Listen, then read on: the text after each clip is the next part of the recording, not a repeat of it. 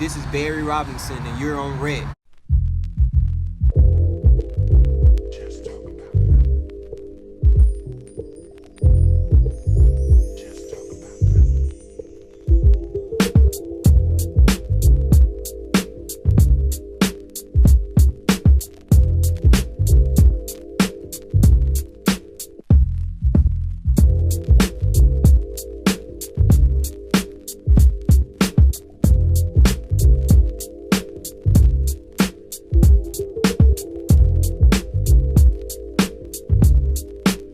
Well, thank you, first of all, man, for sitting down with us, man. Just taking time out your busy schedule to sit down with us and answer a few questions for OnRec magazine.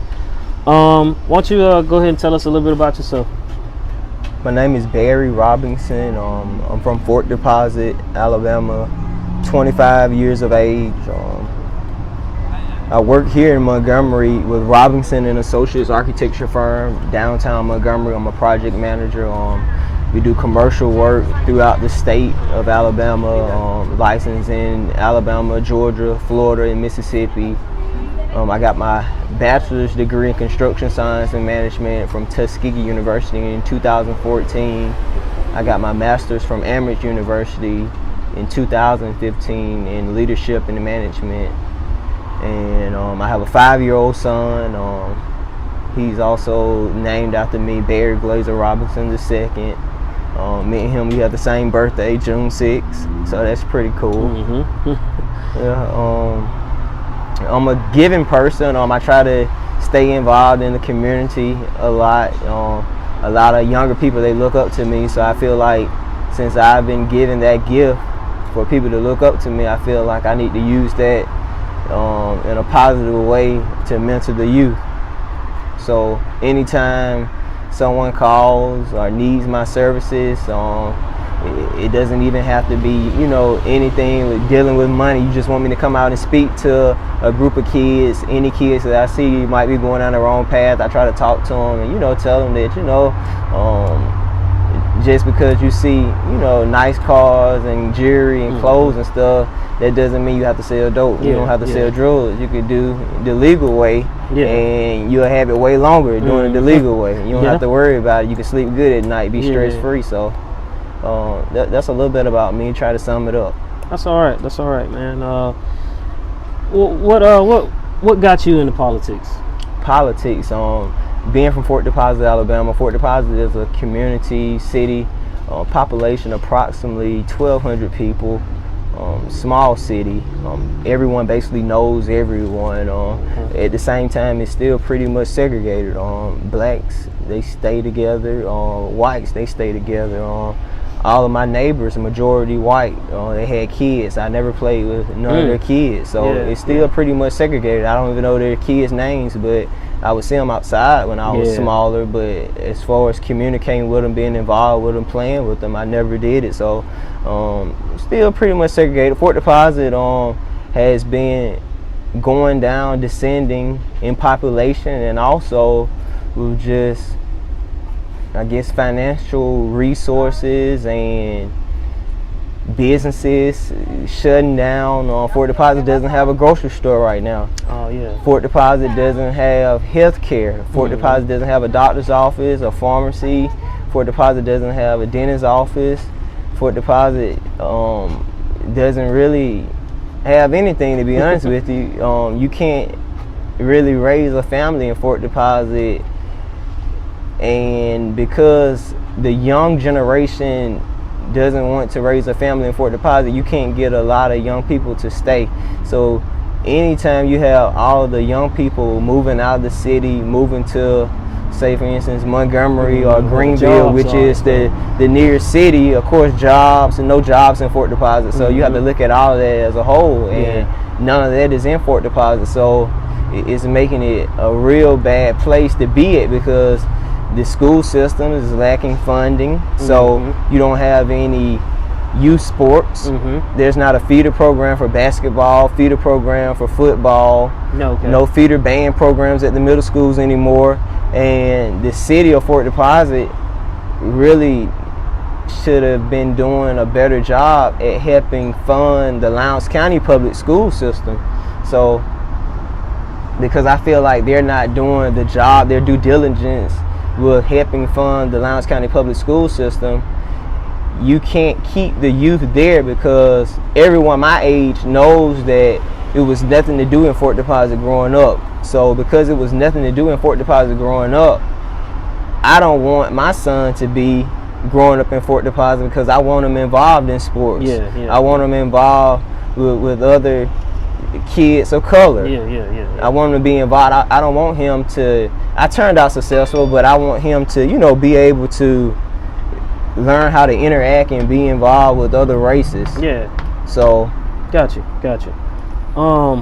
that's really the reason I ran for Fort Deposit mayor, because of all of those issues. And I feel like, you know, because I have the skill and the mindset, the education, I felt like I would be a good candidate to run for that position. I know you have a really good following. There's a lot of people that supported you.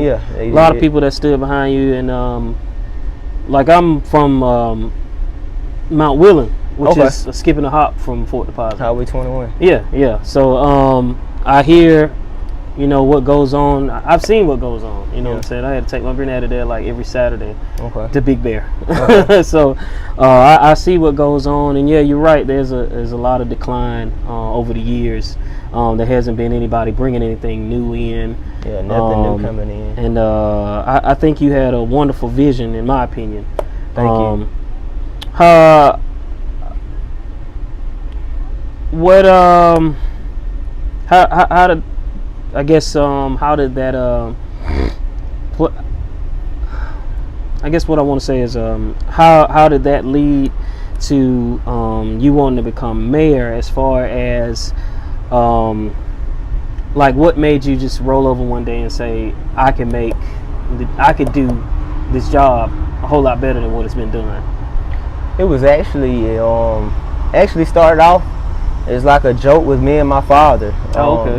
I always wanted him to run for mayor, but he had so much under his plate right now, because I work with him with our company, and he oversees that, the CEO of that company, and he'll be an excellent mayor in Fort Deposit, but just, I guess, schedule wise, he's not gonna be able to do it, and timing and everything. So it started off, I said, well, if you don't run for it next time, I said, someone competent enough has to run for mayor in Fort Deposit to turn that city around. I said, if we don't get anyone in office that's competent enough and it's gonna do due diligence and not gonna show favoritism towards people, and, you know, not gonna do the right thing, then they don't need to be in office. So I said that made me want to run for mayor in Fort Deposit. I said, that's what I'm gonna do. I'm gonna run for mayor.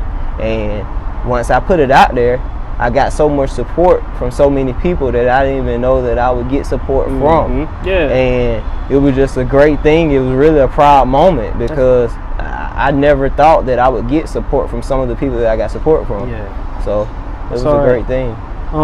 Do you have any family members or close friends that are in politics? Or I actually have no family members that are in politics. Since I've been running the campaign, and throughout the campaign process, I met a lot of people that I look up to now, and that I still have a good working relationship with. I was already working with some politics already with my company, Mr. John Knight and Mr. Stephen Reed with the Montgomery County. I know Mr. Elton Dean. So, you know, all of those gentlemen I look up to, and they keep me, you know, in the straight and narrow path. How do you feel personally? How do you feel like you did on the campaign trail? I feel like I ran a good, clean race. I feel like I did everything by the book, and in Lowndes County, it's a system that has been broken with the absentee ballots. Excuse me, for a very long time. So they don't do them right. Like, that whole election process in Lowndes County is basically a joke.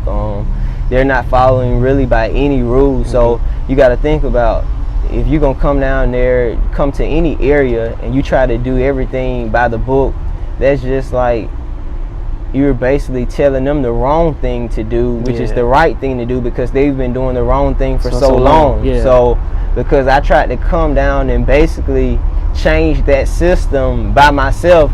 Me being already young, you already had the older people, you know, already kind of, you know, like, what this young guy think he's about to do? Yeah, I think that's so. You got that type of situation going on. So with me coming down there trying to do everything by the book, and they've been doing it the way they want to do it, and doing my research, it seems like every election in every city in Lowndes County does the elections the same way. So it's a system that's been broken forever, that it has to be corrected.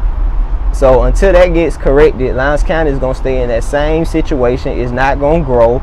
It's not going to flourish. It's not going to progress, because you got a system that's been broken, and the competent people that's willing and able and capable to run and to do a good job in office, they're never going to get elected, because you got individuals that are doing illegal activity with the elections, that basically, if you don't do it their way and do it the legal way, then you're not going to get in office. Gotcha. And I'm not going to risk my freedom by doing something to get in office, because I feel like, you know, Fort Deposit, they needed me. Like, at the same time, I can easily move back to Montgomery and just go on with my life. I feel like I'm already established enough to where, you know, I'm doing pretty well in life. So I wanted to be the mayor of Fort Deposit to give back, not for the money. It's not no money involved. I think the mayor makes maybe $1,200 a month.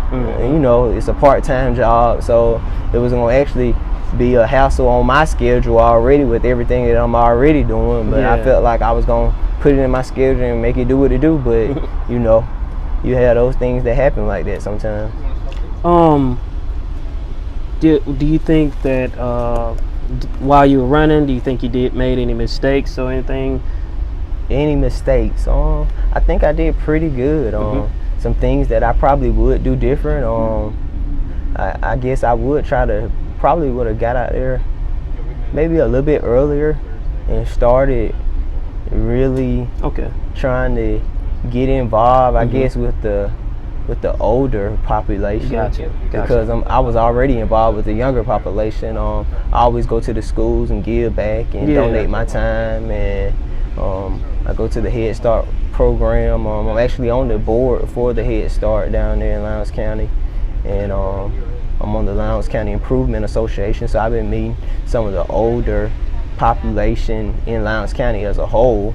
So, you know, I'm out there. My name is out there, but anything that I probably could have done different in the Fort Deposit mayoral election would probably to get out there and get some of the older Caucasian votes, because some of them, they didn't know my background, my educational background until later on. Like maybe 2 weeks before the runoff election, they kind of started trying to find out, well, who is this young guy that's in this runoff election? He has to be doing something right. He made it this far. So that's when I tried to get out there and, you know, introduce myself to them. But I probably should have been doing that a little bit earlier. So that's something that I would do differently. Okay.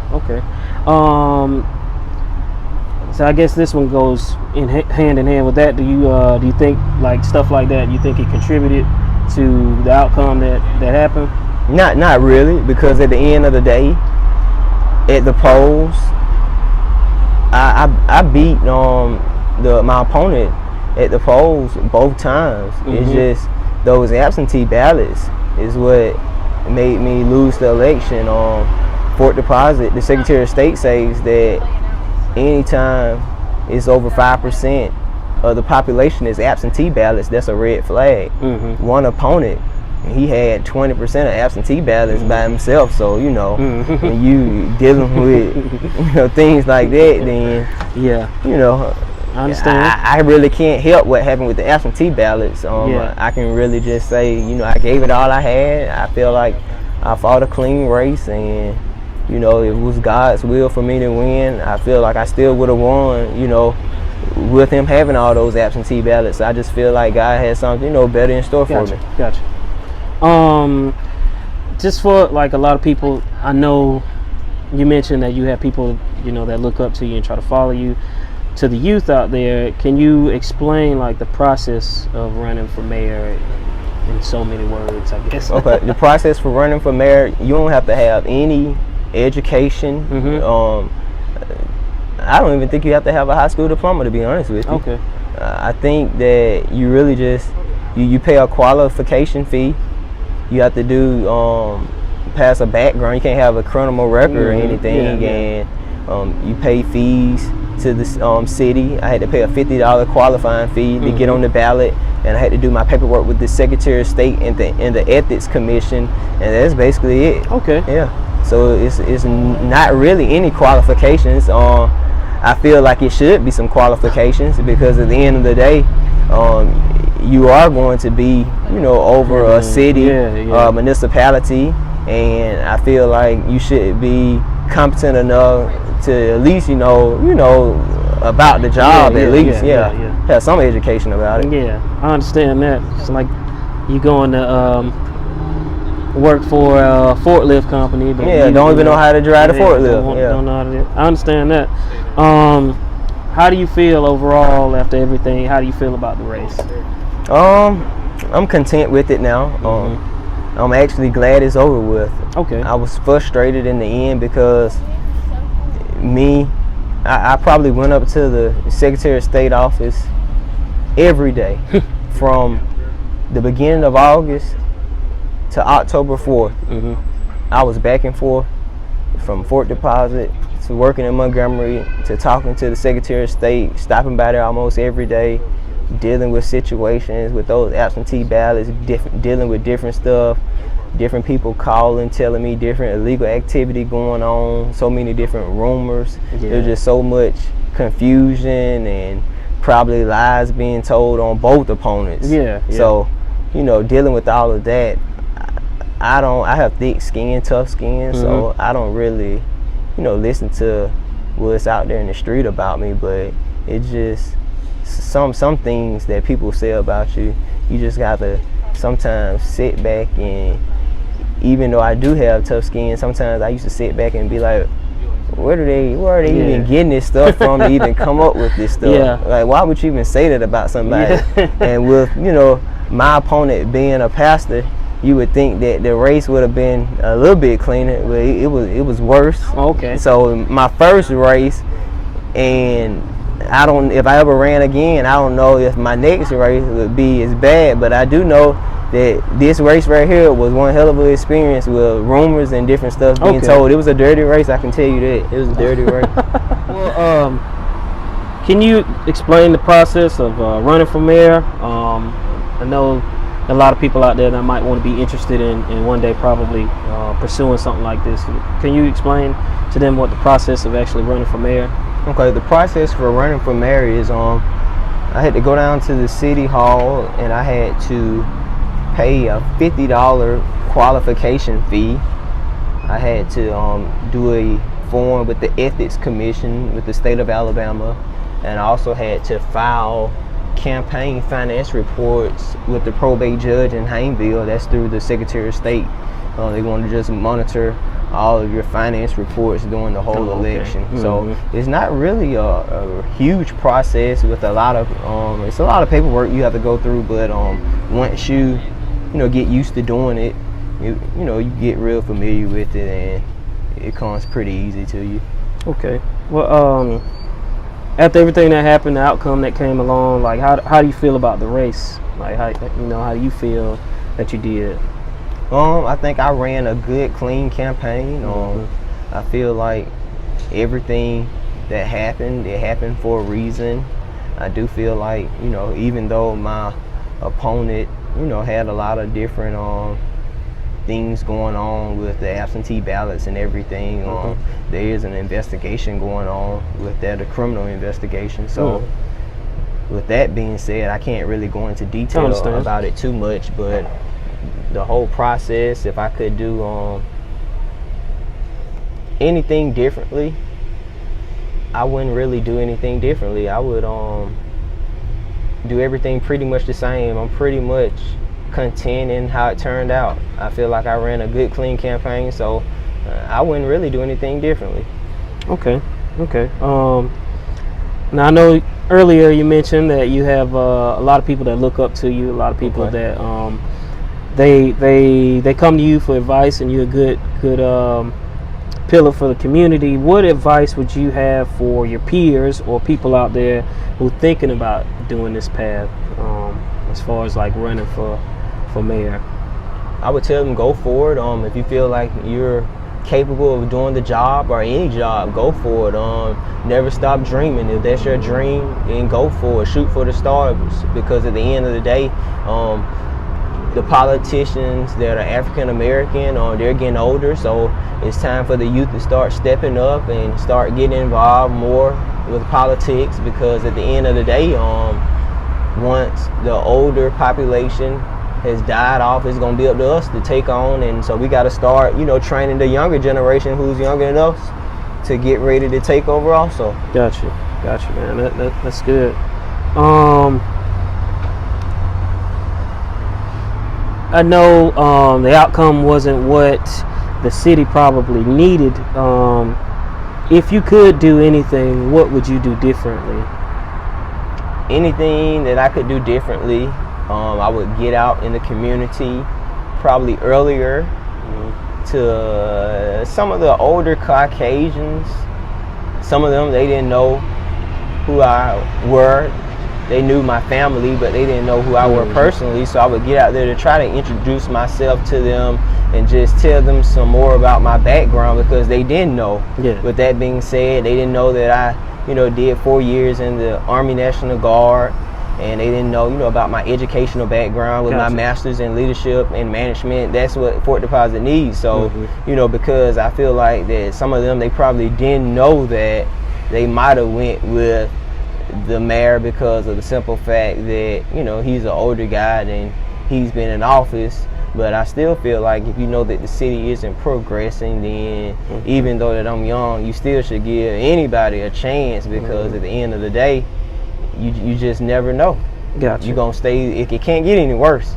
Can't get any worse. I got you. Do you think that you would ever run again? Somebody actually asked me that last night, and I really don't know at this time. Running for mayor in Fort Deposit, if I had to answer that today, I would probably say no. Okay. I don't think I'll run again.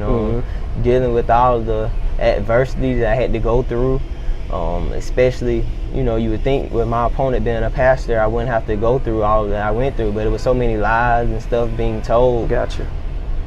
Right now, I don't think I would run again. I am going to keep my nonprofit based out of Lowndes County, because I'm not going to turn my back on the youth. But at the end of the day, if I decide to move to Montgomery, I'll probably try to get involved in some stuff up here. Okay. So with that being said, what's next for Mr. Barry Robinson? What's next for me? Continue to be a pillar for my company. Continue to motivate the youth with my nonprofit. I have the Barry G. Robinson Foundation, where I feel like every child should never be left behind, even if they don't have a good support system at home. I feel like I'm trying to be the support system for everyone in Lowndes County, and I want my nonprofit to be even bigger than Lowndes County. I really want it to be nationwide, because I feel like if I have a gift, and that gift is to reach out to the youth, I want to do different events. I've already been doing that in Lowndes County, giving toys back for Christmas, back to school supplies, scholarships for college. I've been starting that, and I don't even have any sponsors right now. I've been doing all that out of pocket. So trying to make that happen. I'm trying to get my 501c3 with my nonprofit. So I'm doing all of that, and I feel like once I get all that set up, I can start getting some sponsors and some different entities to donate to my nonprofit to get some more resources. So I feel like once I get that started, then my nonprofit will really take off. Yeah. So that's what I want to happen. That's all right, man. I really admire a lot of things about you, man. You're a very humble person. You're very accomplished individual, but you don't, I guess, you don't advertise or bring a billboard around yourself. You know what I'm saying? Yeah, I don't. You have a really good. I try to stay low key a little bit. It's Yeah, kind of hard yeah. to stay low key. I understand. I do like nice things. Mm-hmm. I'm young. I still like to party. Mm-hmm. I like to travel. Mm-hmm. I just try to tell, my friends and other youth that it's a time and a place to do everything. Gotcha. So if I'm at a business meeting, I'm gonna talk in a business professional sense, Understand. and I'm not gonna do some of the same things that I Mm-hmm. would be doing if I'm on the block. Mm-hmm. Mm-hmm. I know how to change my whole talk up when I'm in a meeting and around, different people. Gotcha. And I'll use slang when I'm on the block. So, Uh-huh. you just got to know how to switch it up. Yeah. I definitely understand that, man. Is there anything else you want to cover that we haven't covered through the interview? That's pretty much it. I want to thank you for inviting me to come no out problem, and do this man. interview. I appreciate you sitting down with us, man. I reached out after I saw what happened. I wish I had reached out earlier. I really do. My schedule wouldn't permit me to set up things the way I wanted to set things up. So, because right now we're located not in a stationary base, but all things will work out. But once again, man, I appreciate you Thank you. greatly, Thank man, you. for sitting down with us, man. And that's gonna conclude my questions, man. I appreciate you.